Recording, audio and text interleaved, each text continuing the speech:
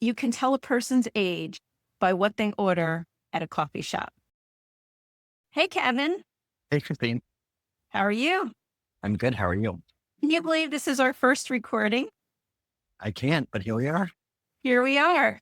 Well, I'm Gen X, And I'm Gen Z.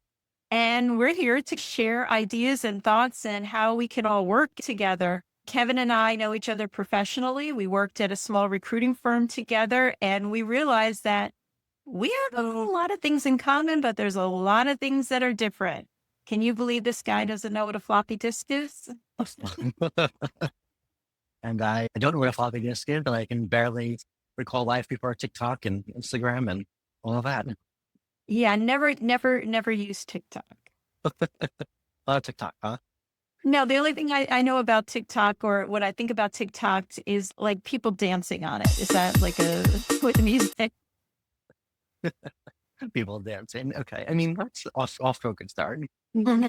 Okay, so like a little bit of background about me. So I started my career in tech, and I was a software developer, and I ran software departments. And after the crazy hours for many years, I decided to leave that. And my career 2.0 is I started a recruiting agency. So that's what I've been doing. And I was working at a small recruiting firm, and I met Kevin. Yeah. So I met Christine. I have a marketing background and I was working in-house on some marketing campaigns and marketing projects. And over time, I helped with some business development processes and things of that nature. And we worked on some projects together. And she had recommended or suggested that maybe I look into project management. And I didn't believe her at first and for a while.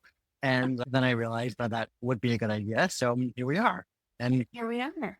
I thought I was going to work for some trendy SaaS company on the marketing side, and that wasn't quite in the plan. And it's interesting because so Kevin is early career and I'm not so early career, but we realized that our demographics have a lot of things in common, that it's really difficult in this job market. And we started spending time together, really exploring that. And we found out that we could really help each other for Gen X having the experience and the understanding of the process, Kevin and Gen Z of the different tools that are used and how to apply for jobs and how the whole job search has been so different. And then just when you're working together with each other, how you really need to understand where the other's coming from to really have a cohesive working relationship.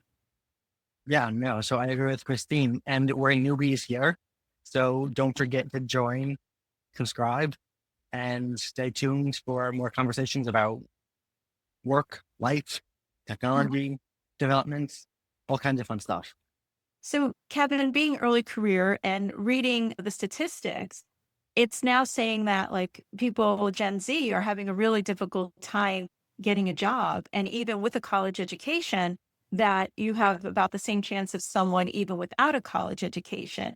And I really wanted to explore that a little bit in what you're seeing. And it's very interesting to me, is because when I first got a job, and it was a very defined path of rising the ranks. And so you got your college degree, you went to work, you went back to school. If you hadn't already have your master's, you went back to school and you would get a promotion. And if you didn't get a promotion, you'd be getting another job. And you would do that and you went along the way. So like for me, I had my bachelor's in engineering and physics. And then right after I went to work, I then got my master's in computer science. And then when I wanted to go into management, then I went back and got my MBA. And it was a very defined, you do this, you get that. And I think that's what my Gen X is used to, but that doesn't seem to be the case for Gen Z. Do you see that? I see that. I see that quite a bit. I'm seeing more and more of experience and being connected within an organization to different people who can influence hiring and things like that versus a traditional linear path. And so do you find that a lot of your friends or your colleagues are they valuing their college education? Or are they regretting that they went? Or are they saying, no, I'm going to push through and I'm going to go get my master's now because I don't have the job that I really envisioned I would have after getting my bachelor's? What are you seeing? Yeah, I think it's both. I think some are pushing through and doing the best they can to network and follow the traditional route. Others are going for their masters solely for the networking that it gives. Not so much the education, but more the networking and becoming more connected in a space. Mhm. Yeah, it's really it's just so interesting, and it's so interesting to hear that and to understand that. And I think that's where a lot of the Gen X don't understand, like the struggles that the Gen Z is having, because I believe we had a much more defined way of doing things and being able to be promoted. And yes, the job market always goes up and down. And one of the things that Kevin and I really want to do is to share ideas and share strategies on how you can succeed, how someone early career can go and network and use different tools and find a job, and as well as Gen X, how what does their career 2.0 look like? Is it in the same field or is it something completely different? It was an interesting statistic, and I believe for Gen X, if you were laid off, about 25% of the people will not be rehired in their career. And of the people who get hired, only about 10%, I mean, 10% of those are taking a dramatic pay cut. And as a recruiter, I see this all the time, is that people who have decades, 20, 30 years in a career and now cannot get a job, and they are not expecting that they're going to get that six-figure job. They just want a job, they want to still be productive, and they're not getting that. And that's really discouraging for them, just as it's discouraging for you, you with being Gen Z, of not being able to get a job when you guys want to work. Yeah, no, it's really challenging because there's so many, you apply to this or that on LinkedIn or Indeed or the different job boards. And when you're met with constant hiring freeze or no response at all, it's kind of like, what do you do? And it becomes discouraging because how many no's or no responses can you get before it becomes, Yeah. how do you keep going? And I know we've talked about that you've been going to a lot more networking events. And it's interesting because I was reading an article about somebody whose son was looking for a job, and he wound up really going almost door to door. And his industry allowed that a little bit more, but he went just door to door, this to small businesses, and actually got hired. And they're like, well, we really appreciate your initiative and meeting you and everything like that. But I know you've been doing a lot more in person networking. A lot more. I go to a few meetings a week, either online or in person. And it's definitely been good connecting with not always hiring managers or HR, but people in the role or at a target companies. And it's been a really good experience across the board, just meeting Mhm. people and talking and working on your pitch and connecting as a whole. Yeah. It's so much different than just sending someone a note on LinkedIn and saying, hey, let's connect, when you actually talk to them and go from there. And go from there. Yeah, and I think that's one of the things that Kevin and I just really want to share with everybody as we build up this community is having that, is having both online and in an in-person presence of how do we all work this out? Because we all want to be productive members. We all want to do work that's fulfilling to us. And how do we do that with both the macro situation and the headwinds that we have at this point? And when you talk about, okay, people, when they get laid off, they're not getting rehired. Well, maybe you think of somebody in their late 50s or 60s, but you know what age that is? Guess what age it is? Yeah. Yeah.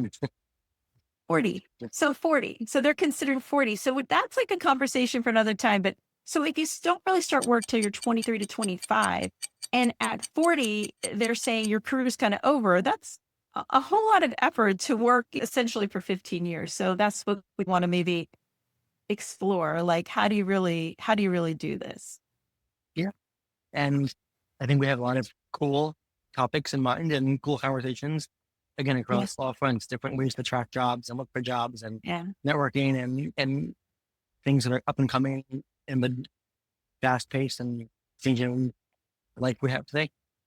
And one other thing, just before we go. So I like to read and I like to research. And I read that you can tell a person's age by what they order at a coffee shop. And so you tell me this is true. So if you order a hot beverage, you are considered old. And if you order an iced beverage, you're considered young. And I what's your think thinking? So I how think many you or your friends drink hot beverages when you go to your local coffee shop?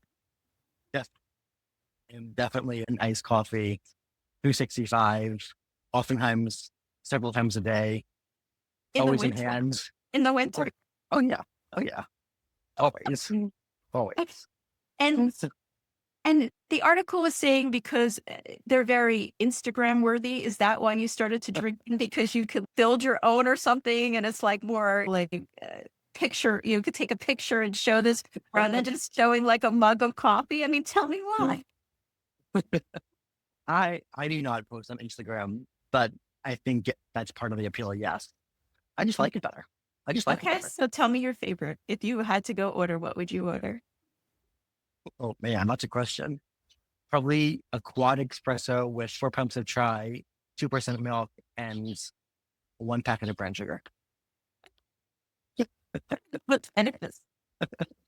So it's 4 shots of espresso. I'll take a large coffee. I mean, that's it. It's simple. Do you want cream or Sure. sugar? No. Sometimes oat milk. Sometimes oat milk. Oh, wow. You splurged. Definitely. I mean, go big or go home. Exactly.